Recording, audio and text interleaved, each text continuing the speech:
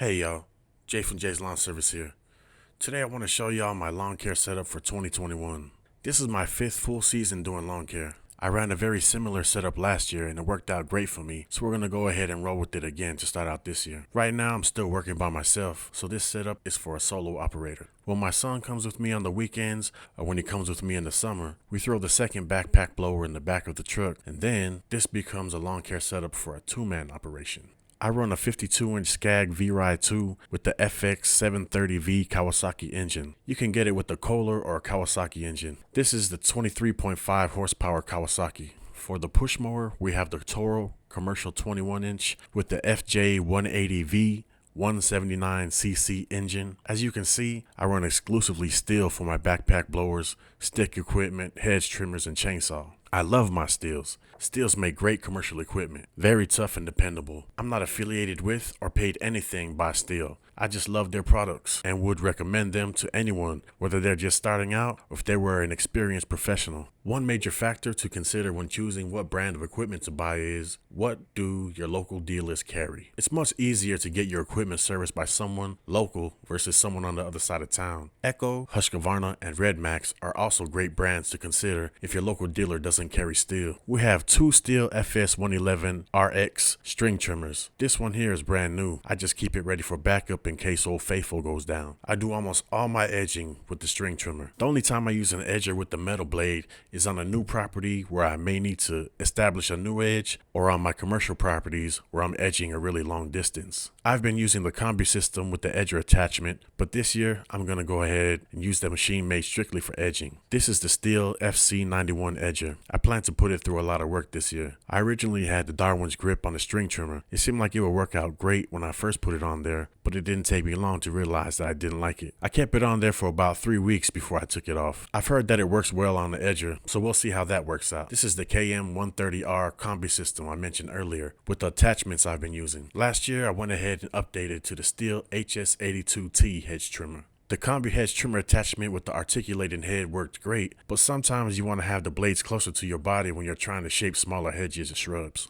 This is the Stihl MS194T chainsaw. My brother David at AL Lawn Service bought the same model chainsaw a couple years ago. He was kind enough to let me borrow it a few times, and while I had it, I fell in love with it. So when the opportunity came up for me to have my own, I didn't hesitate to scoop it up. I probably don't even use a chainsaw enough to need a commercial grade chainsaw, but when I do need one, this little guy makes quick work of anything I throw at it. Straight beast. Here we have the backpack blowers and the backpack sprayer. This is the most powerful blower that Stihl makes. The BR800 CE Magnum with the starting handle on the side of the unit. I like that feature because I don't have to take it off to start it up. Big time power for your fall and spring leaf cleanups. This is the BR700. It was the most powerful blower on the market when I bought it a few years back, but it still goes hard in the yard.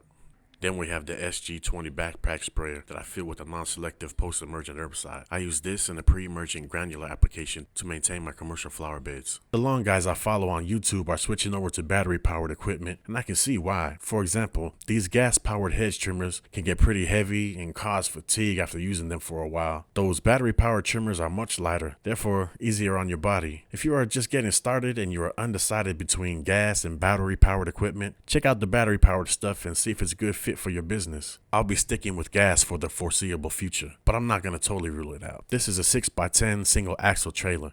This is actually my second trailer. The first one I had was really lightweight. I broke the wheels on it hauling around my old Scag Freedom Z setup. The one I have now is much more heavy duty. I got it from a guy who manufactures them from scratch himself. He actually took my busted trailer in as a trade-in. My busted trailer had no value to me, so after trading it in to this guy, I ended up getting a great deal on this trailer. Last year I was this close to buying a box truck. My business credit wasn't strong enough for me to finance the truck in my business's name, so I ended up not making the purchase. A box truck is up there as one of my goals this year. Buying one cash is the goal. If I'm disciplined enough, I hope to have one by the end of the year. I've weighed the pros and cons of having a box truck versus an enclosed trailer, and I think I'm going to go ahead and go with the box truck when it comes time for me to make that purchase. What are your thoughts? I want to keep my equipment out of the weather, so it's either an enclosed trailer or a box truck. Which would you choose and why? Let me know in the comments. I know there are pros and cons to both, but I just want to know what you think. I think I've made my mind up. I'm pretty sure it's the box truck for me. Hopefully I'll be doing my 2022 lawn care setup video from the inside of my new box truck next year. Hopefully that video will not be for a solo operation either. We'll see how 2021 goes. I like the Isuzus. I'm really familiar with them. Drove them for a few years for a plumbing supply company. Good solid trucks. I hear good things about the Hinos too. What are your thoughts on the Isuzu versus the Hino when it comes to box trucks? If you have an opinion, please let me know what you think in the comments. Well, that's about it for my 2021 lawn care setup for a solo operation. Barring bad weather, the mowing season starts the first week of March for us down here in the South. I can't wait to get back out there and start making that money. To everyone out there in the lawn industry, I wish you good fortune and good luck. May you all stack your paper to the ceiling this year, and when it comes to life, love, and happiness, may your cup runneth over. Jay from Jay's Lawn Service here, wishing you all the best. Peace.